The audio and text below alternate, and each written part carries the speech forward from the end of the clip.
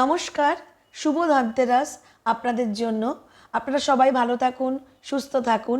কিংবদন্তি অনুসারে এই ধনতেরাসের দিনকে, ধনতেরাস কি? ধন অর্থাৎ সমৃদ্ধি, আর তেরাস হচ্ছে ত্রয়োদশী। ধনতেরাসের দিন অর্থাৎ ত্রয়োদশীর দিন আমরা এই ধনতেরাসের তিথিটাকে পালন করি।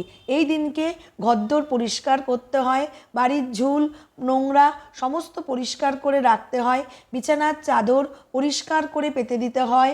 আপনার যদি ব্যবসা থাকে তো ব্যবসার স্থান পরিষ্কার পরিচ্ছন্ন করে দেবেন এবং সুখ সমৃদ্ধিতে এতে মা লক্ষ্মীর আগমনে আরও বৃদ্ধি পায়। তো এই হিসাবে একটি গল্প, কিংবদন্তি অনুযায়ী একটি গল্প প্রচলিত আছে যে একজন দরিদ্র কৃষক ছিলেন এবং তিনি মা লক্ষ্মীর পূজা করতেন, মা লক্ষ্মীকে তার সঙ্গে রেখে দিয়েছিলেন, মা লক্ষ্মীর সেবা শুশ্রূষা এবং তার যত্ন করতেন। করতে করতে কৃষক আস্তে আস্তে প্রচুর ধনী হয়ে গেলেন। এবার বিষ্ণু মর্তলোকে এলেন মা লক্ষ্মীকে নিয়ে যাওয়ার জন্য, কিন্তু কৃষক কিছুতেই রাজি হলেন না।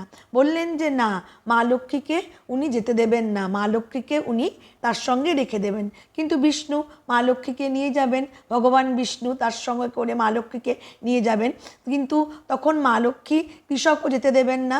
তখন মা লক্ষ্মী সেই কৃষককে কথা দেয় যে তিনি প্রতি বছর দীপাবলির আগে কৃষ্ণ ত্রয়োদশীর রাতে তার বাড়িতে অবশ্যই আসবেন, সেই জন্য তিনি যেন ঘর দোর পরিষ্কার করে রেখে দেন।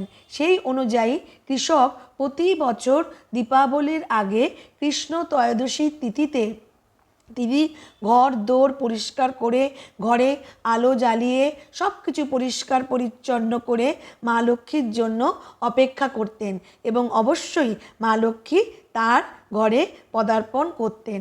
এর ফলে কৃষকের সমৃদ্ধি দেখে তখন আস্তে আস্তে অন্যরাও এই প্রথা অনুসরণ করতে শুরু করে। এইভাবেই ধনতেরাসের লক্ষ্মী পুজো মত্তধামে প্রচলিত হয়। কেমন লাগলো আজকের এই বিষয়টি, যেটা আমি এই ধর্মীয় তথ্যাদি যেটা আমি আপনাদেরকে বললাম বা আপনাদের সাথে আলোচনা করলাম বা শেয়ার করলাম। যদি ভালো লাগে তাহলে অবশ্যই লাইক, কমেন্ট আর সাবস্ক্রাইব করবার অনুরোধ রইল। জয় মা লক্ষ্মী কমেন্ট সেকশানে লিখে দিতে ভুলবেন না। নমস্কার, ধনতেরাসের দিনটা আপনাদের শুভ হোক, ভালো হোক। আপনারা সুস্থ থাকুন, ভালো থাকুন এবং জমদ্বীপ দিতে অবশ্যই কিন্তু ভুলবেন না।